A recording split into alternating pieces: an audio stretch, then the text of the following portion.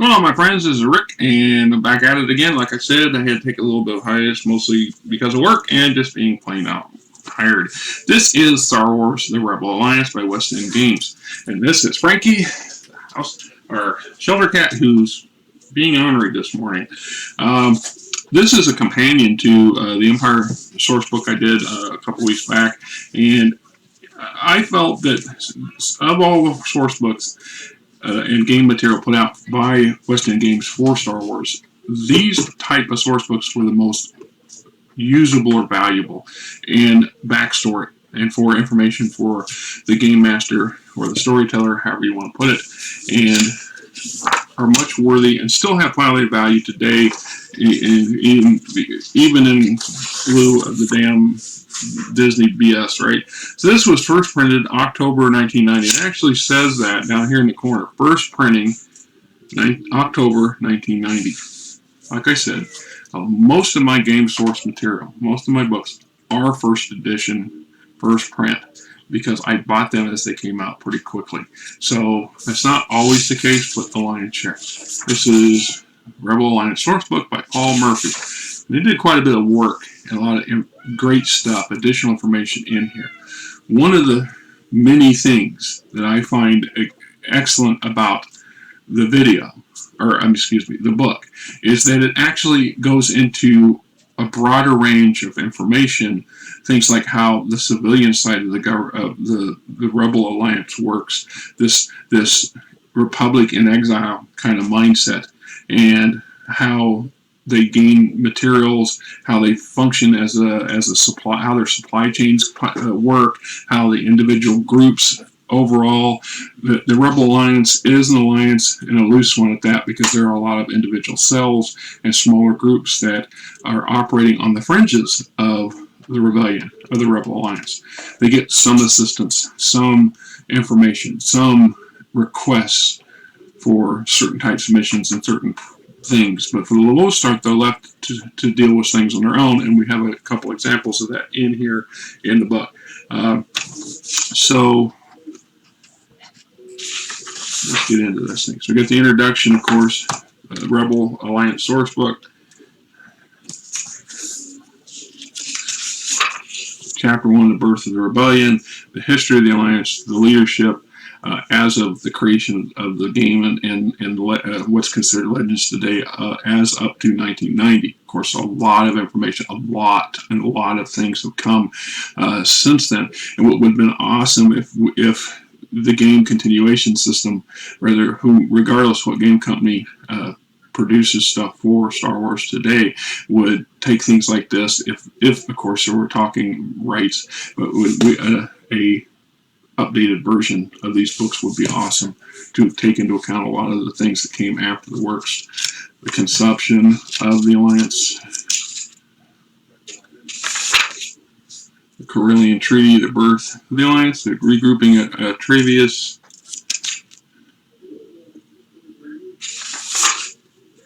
Declaration of Rebellion, the formal declaration. We, the beings of the Rebel Alliance, do this day send forth the declaration to His Majesty the Emperor, to all sentient beings in the galaxy, to make clear to all purposes the goals of this rebellion. We firmly acknowledge the importance and necessity of institution of galactic government. We accept that all must subjugate themselves to that government, giving up certain rights and freedoms in return for peace, prosperity, and happiness for all. We believe that the galactic government derives its power and right to rule from the consent of the governed. We believe that this should be the rights of the free beings to willfully and malignantly be usurped. It is the unalienable right of said beings to alter or abolish said government. We believe that the Galactic Empire has willfully and malignantly usurped the rights of the free beings of the galaxy. Therefore, it is our unalienable right to abolish it from the galaxy. We do not take this course lightly. Governments long established should not be changed for light and transient causes, but when the government displays a history of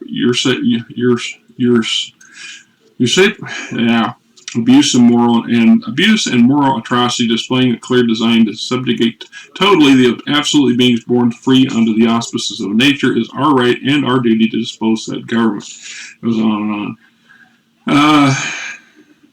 We, the Rebel Alliance, do therefore in name and by authority of the free beings of the galaxy solemnly publish and declare our intentions to fight and oppose you and your forces by any and all means at our disposal, to refuse any imperial law contrary to the rights of free beings, to bring about your destruction and the destruction of the Galactic Empire, to make forever free all beings of the galaxy.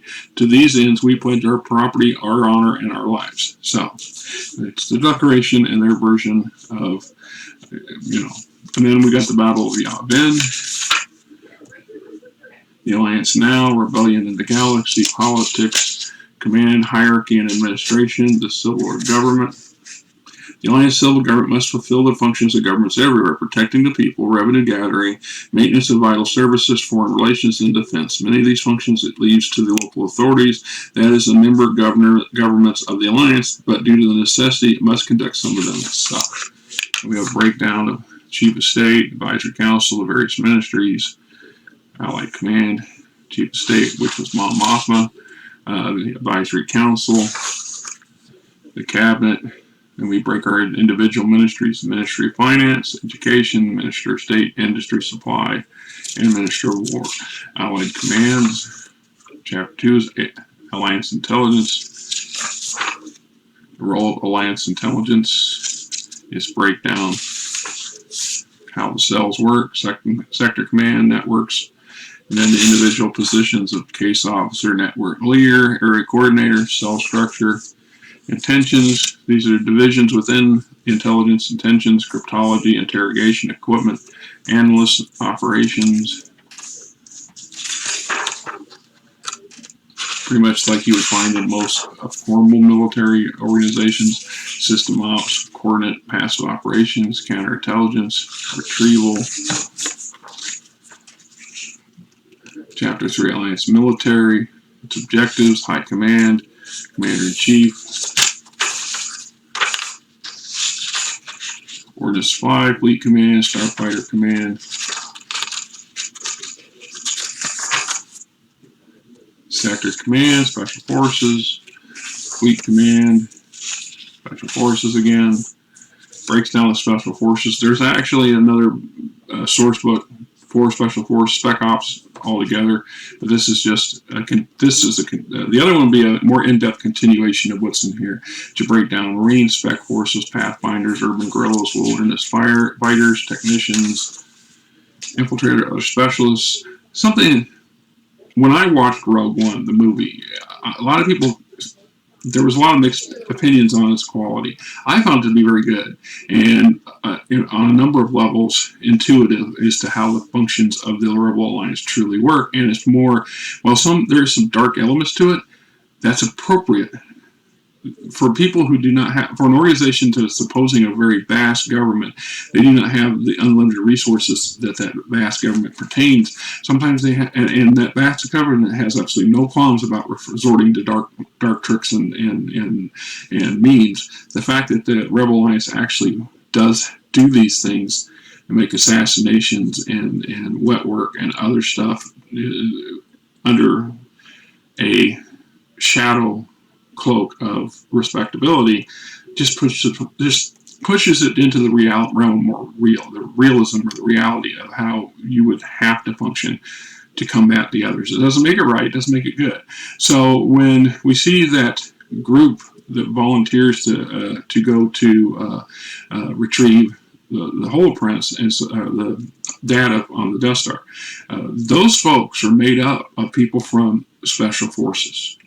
They're very clear about that. A lot of people who have done a lot of dirty work that eats at the moral fiber of every being, especially somebody who's supposed to have this high-minded ideal that the Rebel Alliance perpetrates, but to have to continue working in the shadows and do some pretty nasty things to achieve those goals, eats at a person. So have that opportunity to work in that environment.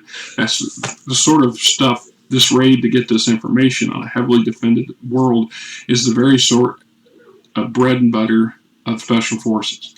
And those individuals in there represent people from these different groups, as well as a handful of independents, of course, because that's how they tied it in with the movie. So the fact is, I could see when I watched that section of Rogue One, that I actually envisioned these individuals that I saw in the movie from these various branches of special forces, and they're fulfilling their roles to the best of their ability, to the including sacrificing themselves in the end. Those who survived the battle as Scarab still end up dying as Scarab because they can't be retrieved. Just saying, right? So then we got a breakdown of the organization of the trivia sector forces. So we see a sector that's loosely tied to the Rebel Alliance, gets support from the Rebel Alliance, provides some support to the Rebel Alliance, for the most part is left to its own devices. There's Commander-in-Chief, various hierarchy people, wing commander, the number 2, number 3 guys, and that kind of stuff. Their combat force commander. Then it breaks down to a particular planet where there's an actual ground war being fought between the rebels and the Empire, best ground forces. Once again, going to the movies, a lot of people didn't find Solo to be that great a movie, and I will grant you it had some weak spots, but as a movie, as a standalone, it worked for me, and I think it did a very good job. And one of those elements is when Han Solo is actually in the Imperial Army on, I forget the name of that planet, but they're fighting a pretty brutal war, and I can almost picture it as being this sort of thing. Obviously, the Empire wants control of this world, or has political aspirations, or has a personal issue, how dare you not do what we want kind of thing, and we're going to fight a battle, and it's going to be a big, nasty ground war. And this would be Fest, and the operations that take place on this fictional planet is a great example of this. For whatever reason, the Empire doesn't focus enough firepower to decimate the ground elements that are fighting, but they still engage in a pretty nasty ground conflict. So, Chapter 4, Combat Starships. Some of the orders of the day. Things that would make common sense. How does the Rebel Alliance fleet work when it's outnumbered 100 to 1? Or in some aspects 10 to 1, depending on who you ask. Orders of the day.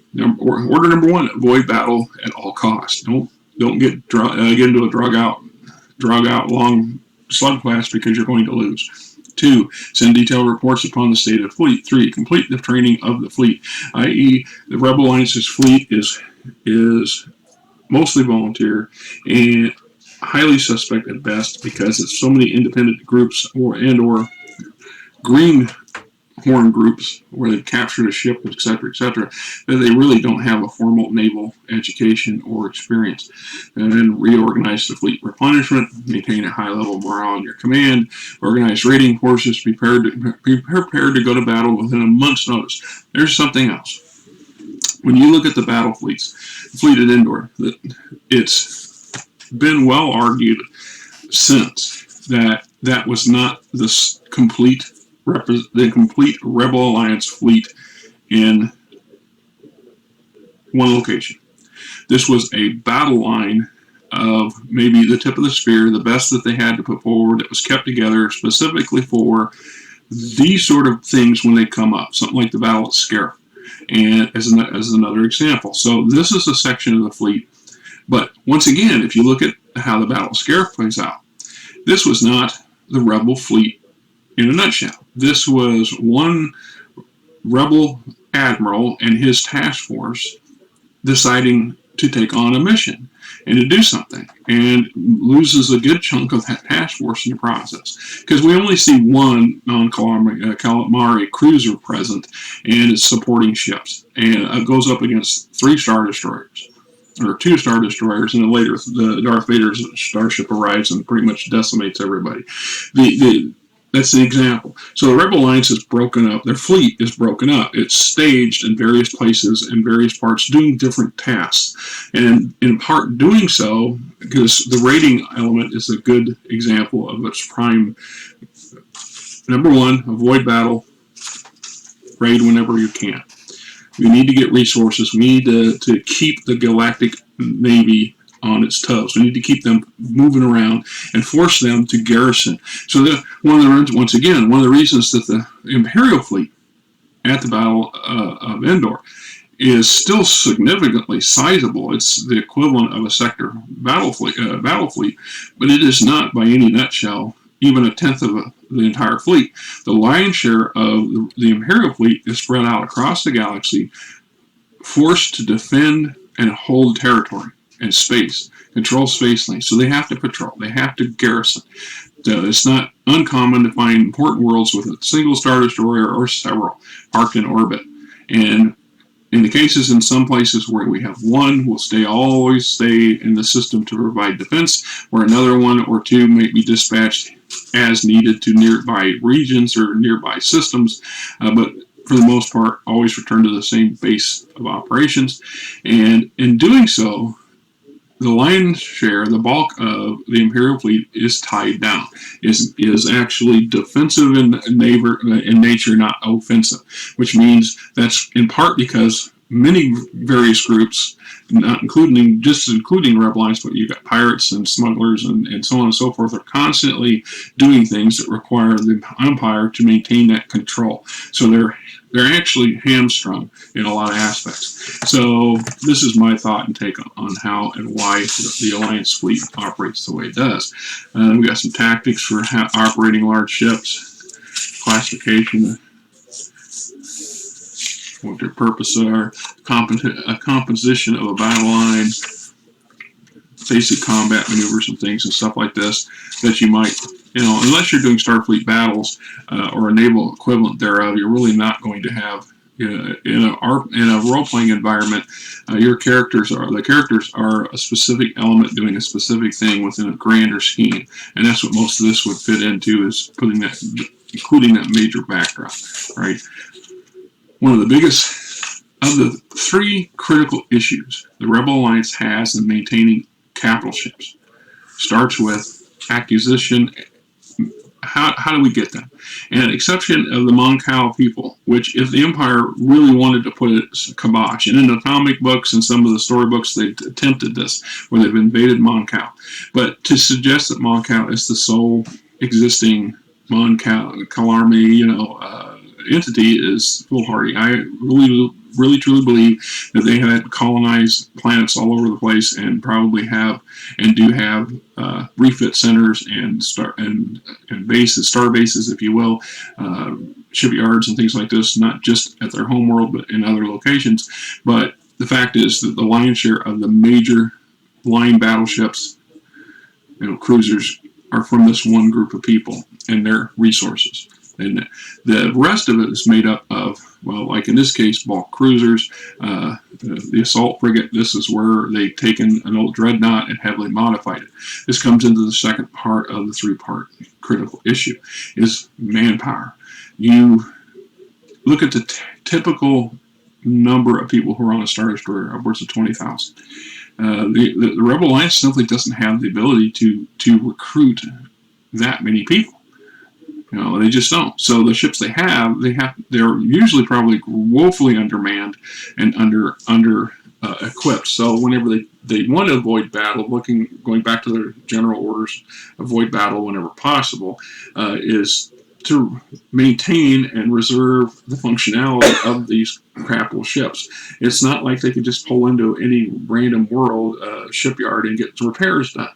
It's just not going to happen. And the Rebel Alliance itself probably only maintains a handful of remote repair facilities with the capacity and the scale to do work on large capital ships. This is another reason why they pick up some of the derelicts, older than the Clone War kind of ships.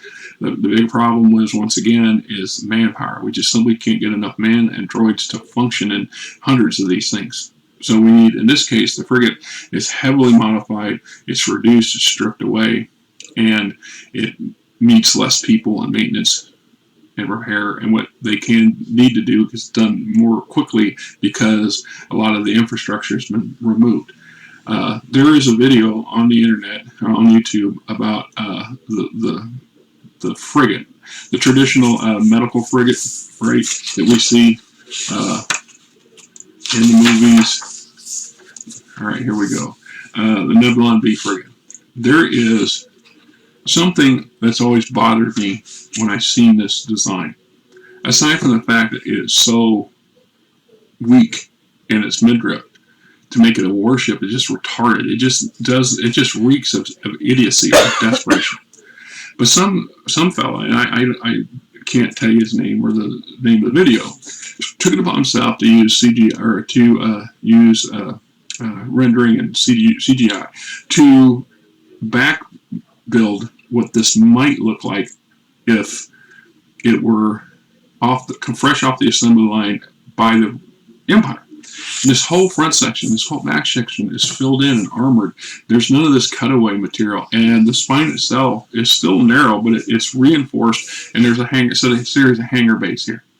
And to me, that is how this ship probably should look. The way it looks here and now and in the original movies is something that the Rebel Alliance has either acquired after it's been heavily modified, a lot of its infrastructure stripped away and cut away, or out of maintenance and repairs, they've done the same thing. The same argument that I use for this, and this creator did, and a number of others I've seen on YouTube over the years, functions for the Y-Wing. The Y-Wing, if you look at it, this is why I believe that the creators of the Clone Wars show the Y-Wings in their prime. Fully armored, encased in full body armor. The ship's defined much cleaner than you see it in the later movies. Later movies, we see the stripped down version where they've taken everything unnecessary and even some necessary components off to make it turning around, repair and maintenance on it, turning it around faster and quicker. Also because of growing lack of parts. The older these ships get, the harder it is to get replacements for them, because you either manufacture them yourselves or you strip them out of other existing craft. So to have the X-Wing or the Y-Wing showing itself being completely stripped down the way it is an awesome example of doing what you got to do to keep these things space-worthy and functional. For their role and their purpose, the Y-Wing is an excellent craft. It served many meters. It's just at the end of its life cycle. And if you look at it at the beginning in the Clone Wars, you can still see the same ship, but you can also see how it was meant to be and what it becomes later out of desperation, right? So that's my opinion. And then, of course, starfighters. The Rebel Alliance is in the same boat. Yes, they acquired a bunch of X-Wings in a group. They've been acquiring other craft like the Y-Wing being donated to them from sectors and planetary systems that are tending to be sympathetic of the Alliance cause, or they've stolen.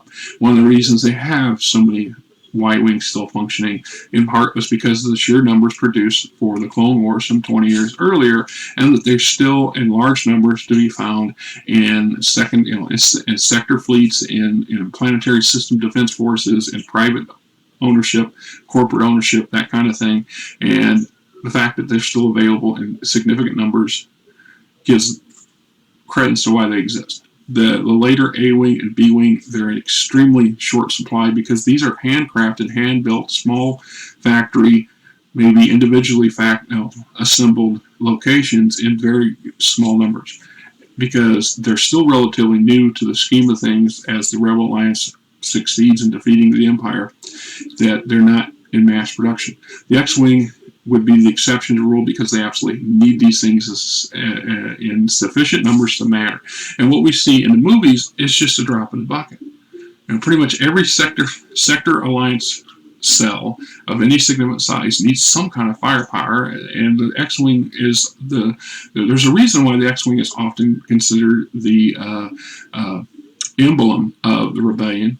Even shows up in their patches and things like this. It's because they're just widespread enough for everybody, large numbers of civilian people, to see them on a semi-regular basis, and for the Empire to engage them and fight and face them on a regular basis. This implies that they have manufacturing capacity to produce them in significant numbers. They focus all that capacity, for the majority of their capacity, on producing the X-Wing. Because we don't see a stripped-down version of an X-Wing.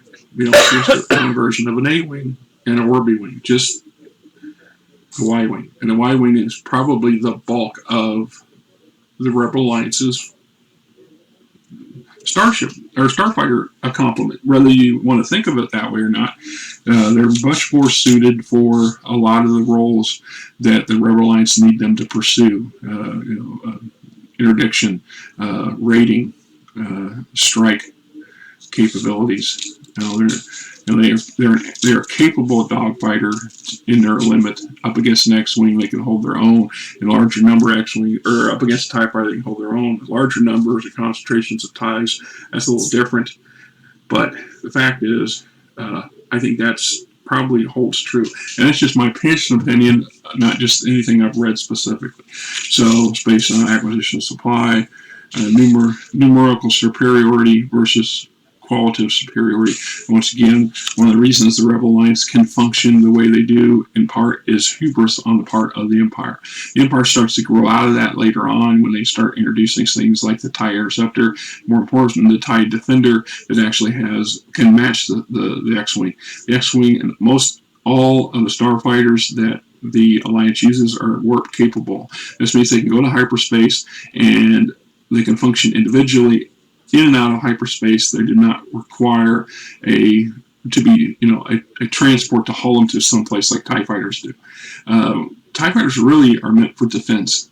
If you really look at it, they use them the Empire uses them for everything, of course. But the truth is, they're large numbers, cheaply made, mass-produced to defend locations, and that they are based out of bases, whether they're carriers, starships, or out of a ground base, where the Rebel Alliance strike capability is dominated by the fighter that can go into hyperspace and return to wherever their staging base is or wherever their supply support is. If the Empire had come up with a much earlier version of the TIE Defender, the Rebel Alliance would have had a much harder go of it. Not to say they couldn't have succeeded, but they'd have had a problem. That's just once again, my personal opinion on that. Right? Okay, I gotta pause. I think somebody's coming to buy our RV. I guess my apologies. I tried to pause and I shut it off and stow. I got two separate entries and I will hook these together here a little later. The good news for those of you who may or may not know my life story, the wife and I have spent 2 years living in an RV prior to buying this house. And the RV has been sitting in our yard, for almost 2 years now. It's still run. It's a 30-year-old 1990 Conquest, and it got us through some pretty tough times. And I finally broke down and put it up for sale, and we just sold it. Folks bought it and drove out of here, big grin on their face, and I'm glad to see that they're happy with it. We're happy with it. Now I have a big open spot in my yard that's been dominated by that thing since we moved in. Anyway, on with the thing. So, like I said, one of the biggest problems with the Alliance, of course, is not only acquiring their spacecraft and fighters and so on, but maintaining them and keeping them supplied.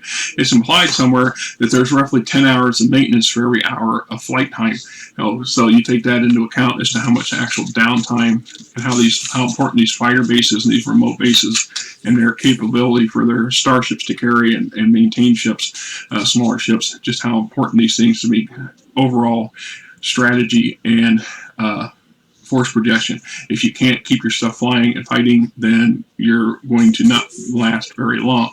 So we got some basic rules for starfighter combat tactics, some how to use sensors and how they're used, visual contact, scanning, closing in engagements, attacks, maneuvers, defenses, so on and so forth. And then disengagement, we have various types of the fighters that the Rebel Alliance generally maintain, Z-95 being the oldest predecessor of the X-Wing, and most of them do not have hyperdrives. So what they tend to use them for is very local defense. Some of the smaller Alliance cells who operate on their own, they operate what they have, and this is what they use. And if they're fighting in a system where they don't need to worry about hyperdrive, so be it. The downside, of course, is that if they get into some serious trouble, they have nowhere to go. If their base is taken out or enough Imperial forces show up, these guys they're screwed. They're hosed straight up. The other advantage for rebels is to train pilots. It seems like a lot of the pilots that the Rebel Alliance acquire or have who are already pilots before they join up. And they bring experience either from the Imperial or from corporate interests or just because they were bush fighters, bush pilots back in the day, like Luke Skywalker, who learned flying air effect vehicles and things on Tatooine and has a natural knack for stuff. But to have actual training commands makes sense as well. It's part of that overall strategy and trying to get enough numbers to fill what they need. A lot of places in the real world, or thing like the Empire, they have far more machinery, far more fighters than they have pilots. And the Rebel Alliance would probably be the reverse. They have more pilots than they have craft for them to pilot. So there's something to be considered. But we got some variations on the various craft. Once again, your blueprints for the X-Wing or the Y-Wing. Other stuff.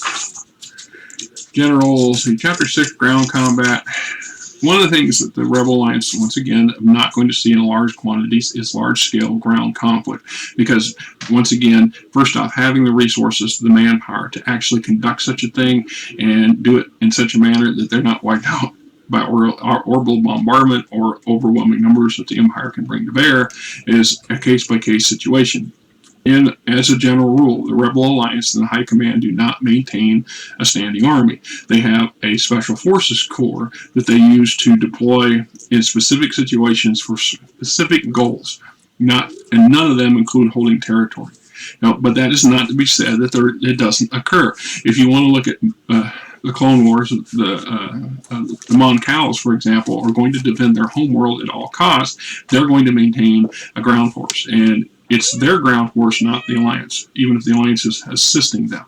The same would be in Solo, where we see him in the Imperial Army on some alien world fighting against the alien inhabitants of that world. Well, it's because the alien inhabitants have sufficient resources and manpower to conduct a rigorous ground campaign and defend or against the Imperial invader. The fact that the Empire hasn't designed to bring in more additional forces to overwhelm or to acquire, it is left to question because we don't know the actual details of what was going on that particular planet. But so we still have some ground forces. We do have, the Alliance does have larger contingents. A lot of these are second parties. This is groups who, whether considered mercenaries by some or regional forces, where some areas of the Empire are remote enough that it justifies the means of having battalions and regiments of ground troops. By most definitions, they still would not be considered truly Rebel Alliance soldiers. It's a matter of conjecture, of course. Elements of ground combat, infantry, generally the infantrymen, infantry equipment. One of the downsides for the rebellion is that the inconsistency of its equipment. They get what they can get, and a lot of it's old and outdated or from, quote, foreign sources, as where the Empire has pretty much standardized everything that their troops use. The rebels do not have that luxury. In some cases, some of their equipment, like their weapons, is hand-manufactured in small shops. Think of Red Jacket, for example, where they make a bunch of rifles and assault rifles and things like this for custom order for small groups of people. Well, it'd be somewhere along that lines, and or it's stolen from the Empire. And a large percentage of that equipment is stolen from the Empire. And in cases like some of the heavier equipment, and they talk about the ground artillery and things like this, that stuff is second line. It would have been stored by the Empire because it was no longer considered top-of-the-line stuff, and it was stolen by the rebellion. So it's the same with their combat vehicles. They do have some combat vehicles. We see this in the Battle of Hoth, where the rebels have airspeeders and snow speeders, as they call them, but they were a civilian air equivalent or a military non-space bearing defense vehicle. So the fact that they would have others makes perfectly good sense too, but their quality and quantity versus what the Empire can bring to bear is always in question. Speeder bikes are probably in the larger category, and as once again in Hoth, we see the Rebel Alliance uses organic transport, as I call it, quite frequently. But so does the Empire, because we see that in A New Hope, when the Empire is using dewbacks to help traverse the Tatooine sands, in part because running traditional vehicles was harder on the equipment, and so on and so forth. So a lot of good, solid information in here, a lot of generic information as well, a lot of interesting stuff. So we got another section on droids and the Rebel Alliance and how they may have blend. And then chapter 8 defines alliance bases, and we look at the alliance bases. So this base descriptions. The Alliance High Command is very specific. We see that High Command on Yavin. We see it on Hoth. In Endor, they're using a Montcal cruiser for their temporary operations. Personnel, defenses, equipment, so on. Sector commands are smaller versions of the Hoth base. Starfighter bases are specific for smaller groups in various systems and alleyway places for squadrons that are maintained by the Alliance and or their allies to have a place to return and get that much needed maintenance and resupply, and for their pilots to have someplace safe to more or less decompress. And then we have manufacturing bases. A lot of these bases, these factories, are either producing things under contract or under the table to the Alliance openly and on Imperial held worlds, or they're set up on Alliance safe worlds, places that are way out of the way that the Alliance set up to protect the families of their members and other people who have been displaced by the Empire. So the quality and size is going to vary. And of course, the supply base. Chapter 9, support services. We get into things like creating safe worlds, how the populations work, what they do with Imperial prisoners, life on a safe world, space transport, Alliance transport vessels, bulk freighters and what have you, medical equipment, and so on and so forth. And then we have recruitment and training. A lot of ways. If you want to look at the argument, Luke had always wanted to join the Academy. He was referring to the Imperial Academy. It was when he had when Biggs came back to Tatooine to say goodbye. Biggs gave him the hope and the idea that he could do something bigger and better than being part of the machine and of the Empire. And it was just because of how things worked out that he became involved in the Rebel Alliance. And of course, his Jedi inclinations and things were going to lead him in that direction naturally anyway. So I think like basic training, offers for training. So, once again, this is the Rebel Alliance Sourcebook. Loads of good information in here. Good stuff.